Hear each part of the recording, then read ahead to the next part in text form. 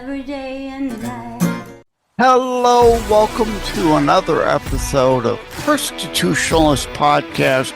I am your host, Joseph M. Leonard. That's L-E-N-A-R-D. It looks French. It's not. It's Leonard without an O. Thank you for tuning in. As Graham Norton used to say on his show, let's get on with the show. Welcome to Season 3, February. This special segment intro is for February specials. I'll be running 2 a week rather than 1 special a week on Wednesdays, Tuesdays, and Thursdays in February to get caught up on some of the interviews. And as Graham Norton currently says, he used to say, let's get on with the show. And I use that normally, but he uses now, and I'm going to borrow from him again. Let's get some guests on. Joining me today is going to be Omar Ritter. And I saw the movie Sheepdog. He deals in PTSD. So I thought, well, now's a great time to talk about that.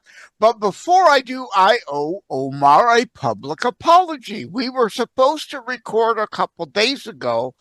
And even though I'm a former IT guy dealing in computers that deals in military time all the time, all day, every day, dozens of times, I properly convert military time. But a couple days ago, I opened the Zoom room 2 hours early because I miscalculated military time.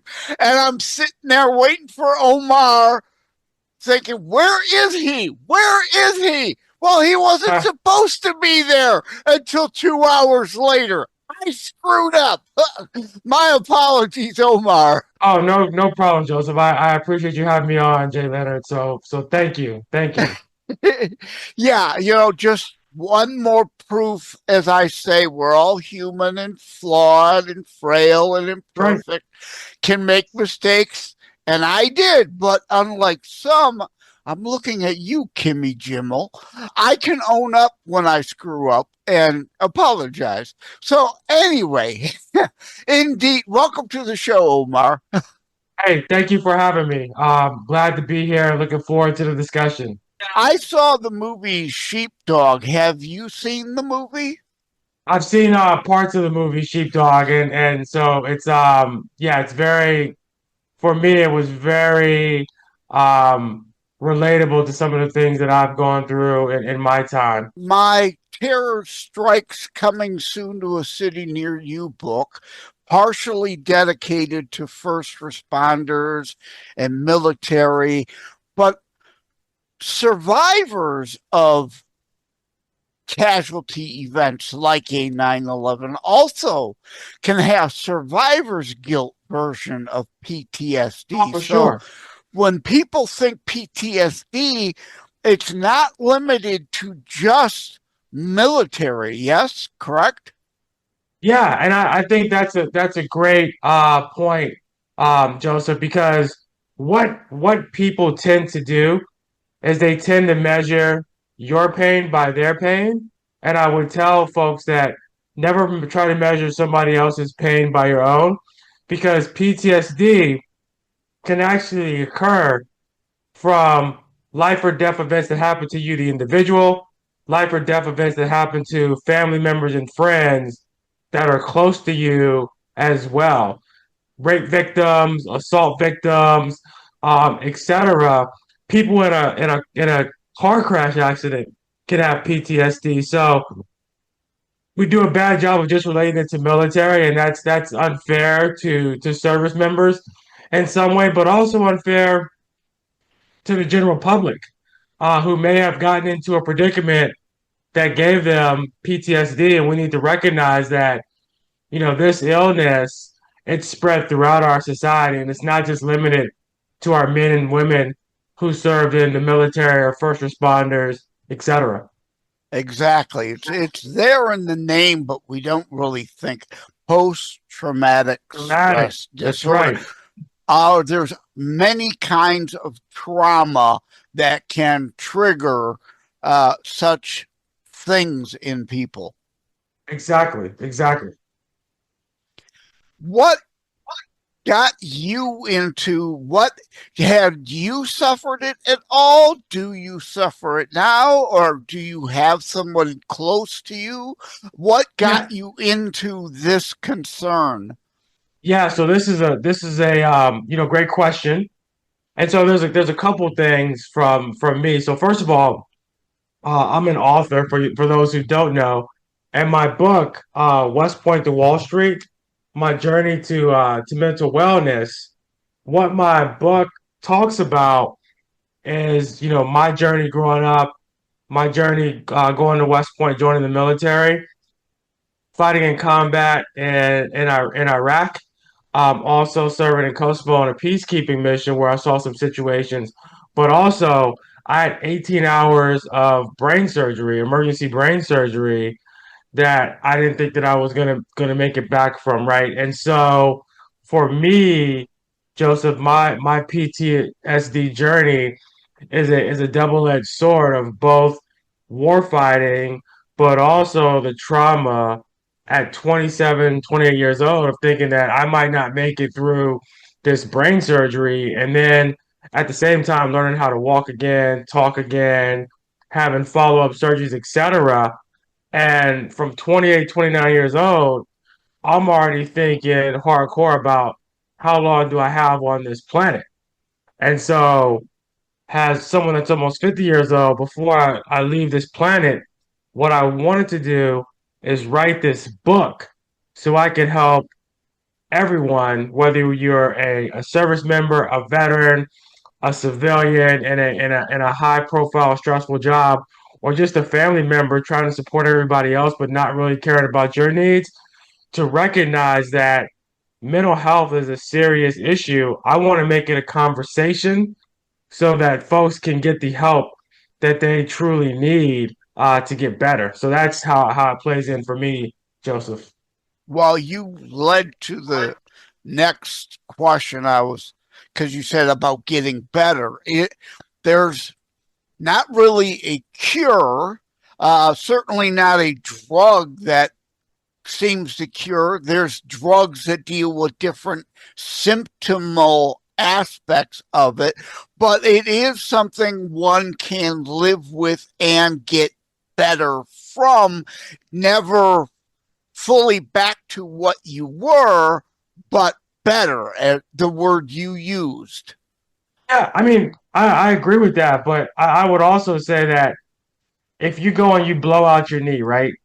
And then you do it so badly that you got to get a knee from a cadaver, or you got to get a complete reconstruction.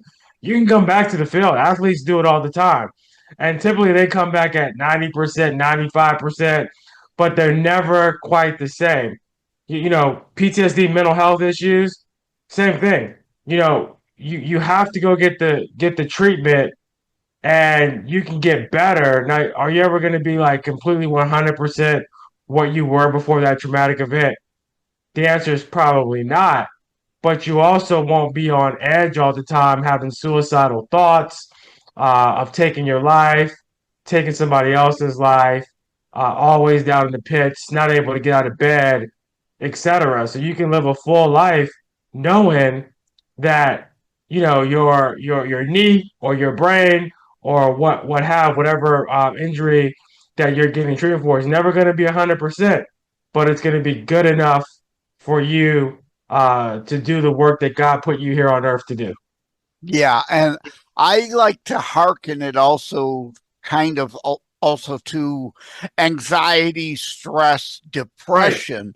Mm-hmm. There's more than one kind. There can be a chemical imbalance version that a drug might be able to address, but also too, it can be purely a mental state and other Mm-hmm. external forces. It's not a chemical disorder. So trying to treat one, it's not a one size fits all. It's not a one, it can't be all the same approach at determining and how to fix. I get. I don't That's know how to better articulate that statement as a question. yeah, and so and it's a question and an answer. So you're right. It's not a one drug fits all for each person. Like there's no one solve for it, right? Also, some people don't necessarily need drugs. What they need is a conversation. And so for me, as I've done my mental health journey, as I wrote my book, that was very therapeutic for me to put those things out on the page, to have conversation with my friends and family about that. But also, one of the major things that I do in my life is I talk to my therapist every week on top of taking medication because again, for some people, just having a sounding board for their thoughts can be more than helpful than any drug could be, right? So we as a people got to find out what works for us and then dedicate ourselves to going through that, right? It's no different than if you're an alcoholic and you start going to Alcoholics Anonymous, you get a sponsor, you're checking your blocks every 30 days, 60 days, 90 days.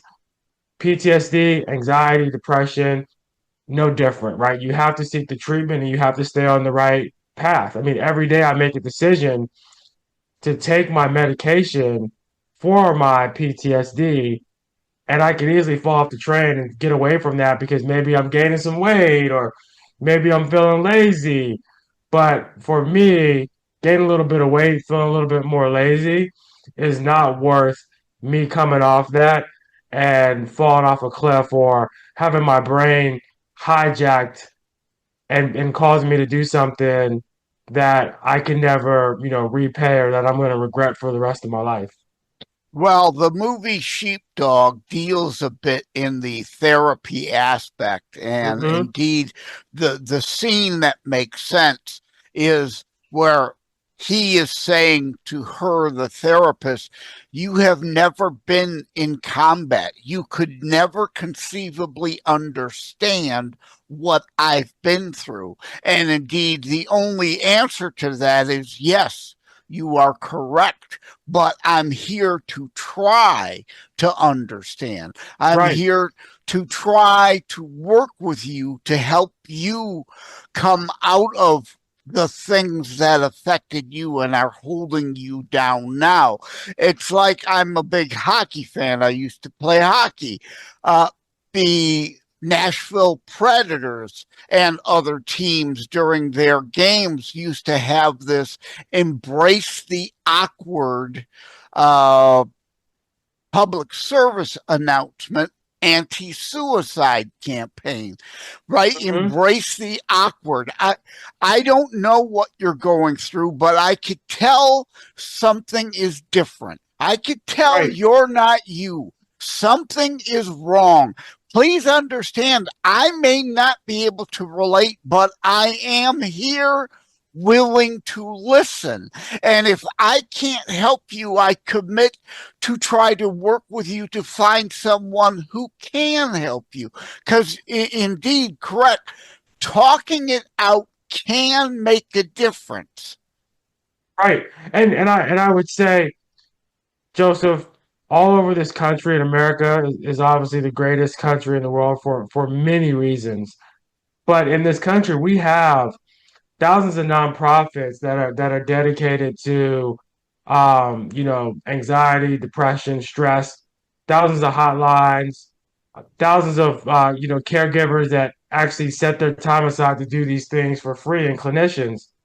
Now, it doesn't matter how many people or support systems we have in place if the people who are suffering don't raise their hand and take advantage of these things, right? And I will tell you, for example, I worked on Wall Street for 20 years after the military, and every month I was paying $700, several hundred dollars into a healthcare plan, and that healthcare plan included being able to speak to a therapist, being able to speak to a psychiatrist, etc. And I never took advantage of that until my last couple of years. So I probably spent upwards of $20,000, $30,000 on care that I never took advantage of. And so it just goes to show you, even me as a payer, if I don't walk in and I don't take advantage of that, then it doesn't matter that it's there, right? I need to be able to take the first step in my treatment and be comfortable with that. And again, that's why I wrote the book. That's why I'm here talking to you today, is to really ask people and let them know that it's all right for them to take that first step to their wellness. Yeah, let's talk about the book a little bit more. Go ahead and hold it up again for the benefit of those seeing Okay. on behind Yeah. the scenes video, my 5 video channel, though it doesn't do much good for those listening on the 25 plus Right. audio only platforms or Oh, wow. maybe reading it in transcript, right? So the book title again, as you're holding it, is what? West Point to Wall Street, My Journey to Mental Wellness. It's available on Amazon.com. You can also find me, Omar Ritter, at omarritter.com, where you can find all my socials, order the book, etc. And so, what you were talking about, Joseph, is, me writing the book, West Point to Wall Street, My Journey to Mental Wellness, is really, I talk about, my journey as somebody that folks on the outside would see as extremely successful. I got into West Point. I went to Columbia Business School. I fought in combat. I received a Bronze Star Medal, a Valor Device, a Combat Action Badge. I was a company commander in the military.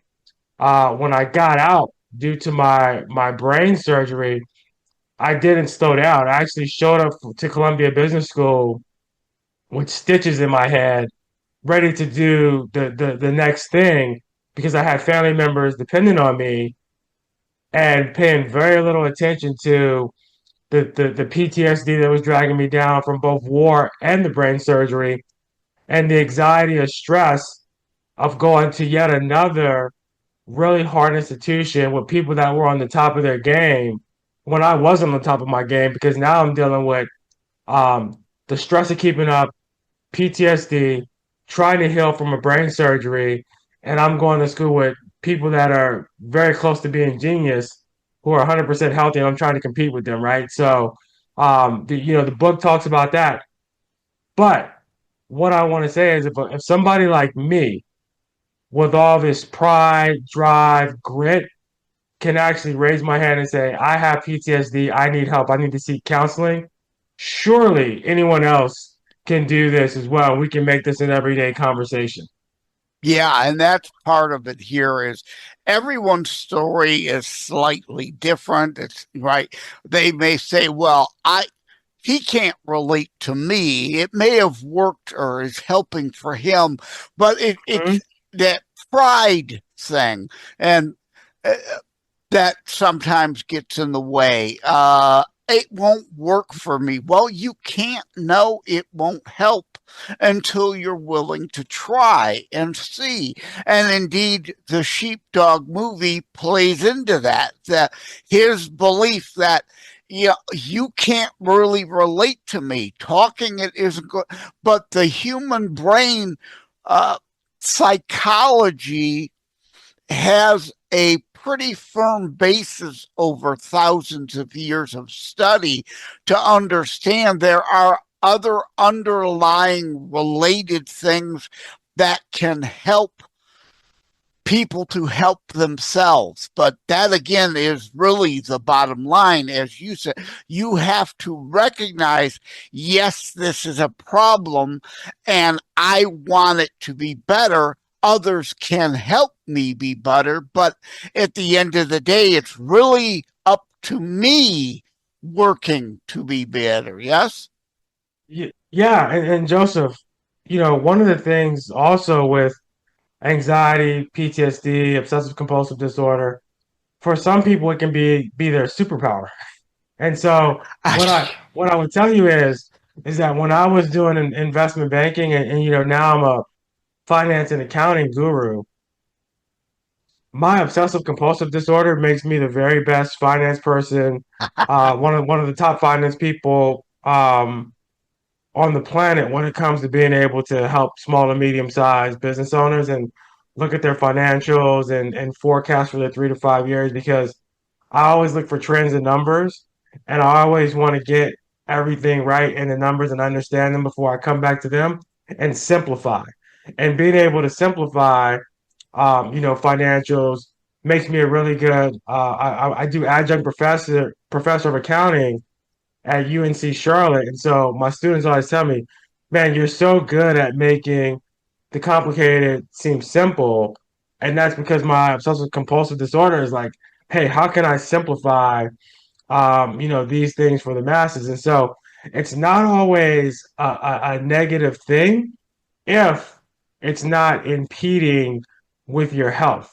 When it gets to the point where it starts impeding with your health, your psychological value, your relationships, with your loved ones and friends, then it's an issue. And that's the point where you got to raise your hand and get the help that you truly deserve, as a human being. Yeah, I have OCD myself. Being in IT, it was, as you say, in a way, it's a strength for a while because your brain never shuts up and it's always working on the problem. Right. Uh, Hmm. uh, but that means trouble going to sleep at night. And then, like me in IT, being awakened in the night for a problem, then when I go back to bed and try to get back to sleep because I still need to go into the office the next day, I can't get back to sleep. Right. Eventually, as you said, it did happen to me where my body said, all right, you're not going to slow down.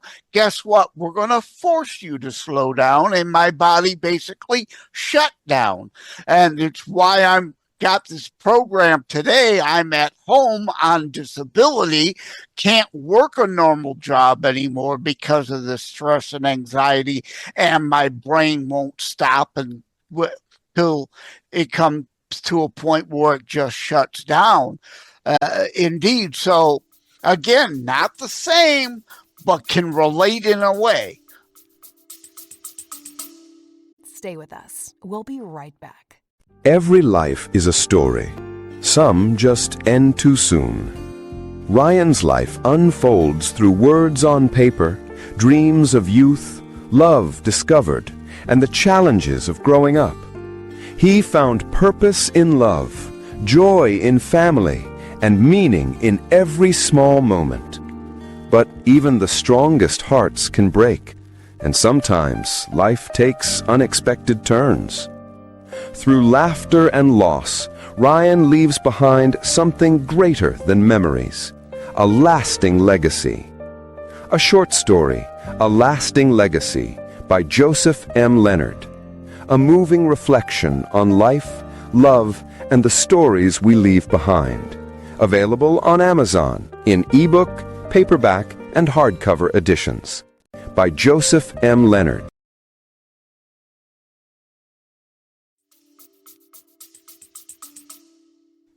Yeah, I can relate to you totally. Like I bought into a fractional CFO franchise because I realized that I can no longer go to a bank every day, run a team of 15 to 20 people, try to please a boss, et cetera, right? I want to do what it is that I'm good at, and I want to be able to turn it on, turn it off when I want to turn it on and turn it off, right? So, for me, I grind on Tuesday, Wednesday, and Thursday.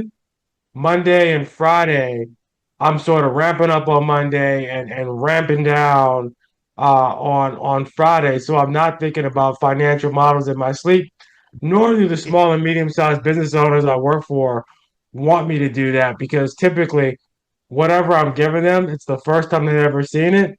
And so they're in love with it. Unlike when you're working at a JP Morgan Chase or a Goldman Sachs, where everybody in the room is uber smart, uber well versed, in the finance aspect of things, and so you're constantly bickering with each other. So just working with owners is different, and it's not that they aren't the most intelligent people in the world. They don't have time to dig into rudimentary finance numbers. They're thinking about the overall picture of how am I going to drive revenue, bring in more customers, keep my expenses low and feed my family, which is something that isn't necessarily part of what I do or my expertise building the business, but I'm there to support that business owner. And again, my OCD really helps support those business owners. Okay, so let's repeat the name of the book again for the benefit of everyone. And you already said Amazon and all those places. Right. So the book is again. It's called West Point to Wall Street: My Journey to Mental Wellness. And again, it can be found on Amazon. .com, but you can also find it on my website, omarritter.com, where I also talk about, I'm also a motivational speaker. So I come into companies and talk about my journey because I'm really trying to make this a daily conversation between working people, right? So I'm not a famous athlete. I'm not a famous actor. I'm just a dude who works like most everybody else listening to this, who's here to support God, work in the image of God, support my family, help my friends, and this PTSD thing really had an impact on my life, and it took me 20 years to get some help. And I'm just trying to be adamant for Yeah. you not to wait 20 years. And if you've It, waited 20 it, years, 30 years, doesn't matter. You can still go get that help you need and it's be not too comfortable. late. It's Right? not It's too not. late. It's never too late. It's never too late. It's too late when the mental health issue hijacks your brain, takes over your cockpit, and makes you crash out. Right? So when I say that, it makes you commit suicide. It makes you harm somebody else and spend the rest of your life in jail. Right? And so we want to definitely protect our brain, which is our cockpit. Yeah, and my Terror Strikes book again. Grabbing it. Uh, there is a website, terrorstrikes.info. There is terrorstrikes.info/charity. Things like Project 22 and Mm-hmm. other first responder or military charitable supports that are good charities, vetted charities, not rip-off charities, because there are plenty of Right. those out there Right. too. Exactly. So if you don't have someone immediately around you needing your help, please help in that way through charity. And normally, to wrap things up, I'd ask, where can people reach you? But you already said. So people indeed should check you out at Omar, and that's OAM. Oh, I can't talk. Mm-hmm. OMAR Ritter, RITTER.com. Yes? That's right. And I like what you said there, Joseph. What we want to remind people to do is we want them to do whatever is good. And the Bible talks about that in scripture. So if you don't see somebody right in front of you with this issue, please consider helping out those folks that do have this issue so we can have the lines open for them to be able to call in to get that help you need. Because listen, it's almost 25% of Americans or even people in general that suffer from these different mental health issues, and we just don't talk about it enough. We don't push people to get help. We don't push ourselves to get help. We just kind of live with it, and that's just not the way to go. And my entire life and living series of books, there's 4 of them now, tinyurl.com/life and living series.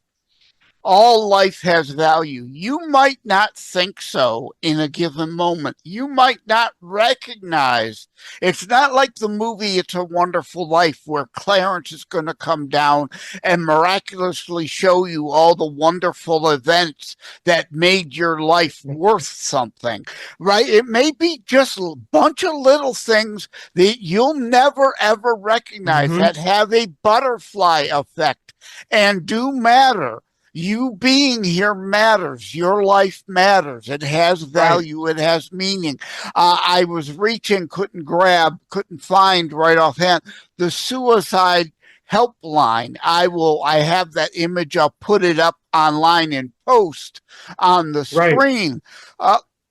Your life may not be dramatic like a movie, but again, little things you may never recognize amount to big things down the line. That butterfly effect.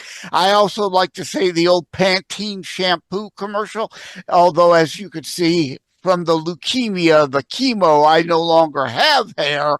I shaved my head since the chemo caused the hair to come out. And no, I'm not a neo-Nazi skinhead. It was the cancer that caused it to come out, right? But hey, I save a ton of money in shampoo and conditioner. But like that old Pantene ad, they tell two people, then they tell two people, then sooner or later you have a movement. A small smile to another that then balloons to smiles to others may save a life, who then has a child who cures cancer. Right. What role did that little smile play? You will never know, but it played a role. It's important. Little things matter. Your life has value. That's right. I mean, it's even just asking somebody how they're doing and not asking it in a passive way, like, oh, talking about the weather.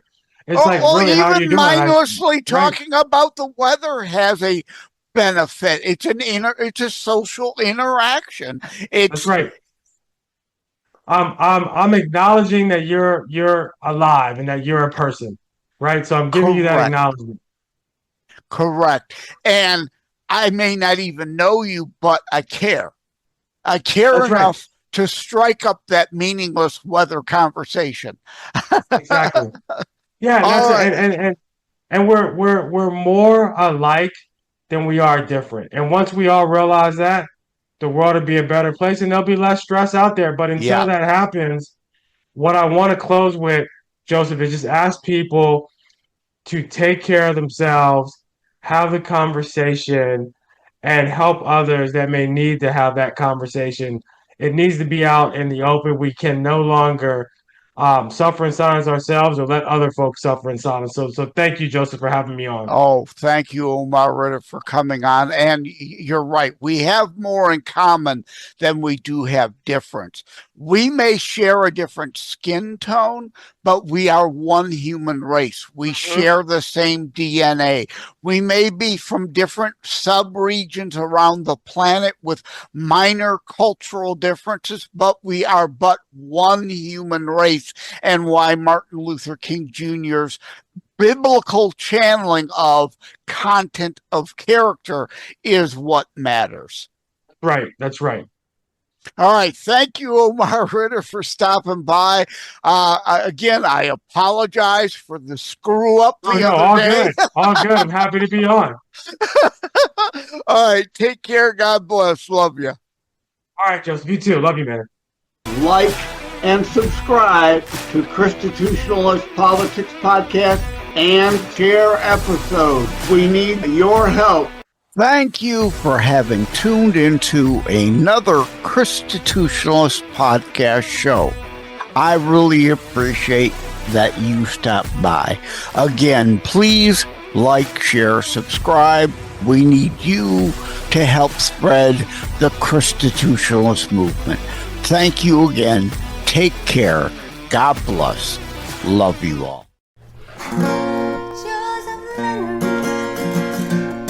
Standing up for what is right, loves God and shares his message every day and night. Believes in freedom and making his voice heard, sharing his message over all the earth. God loves you,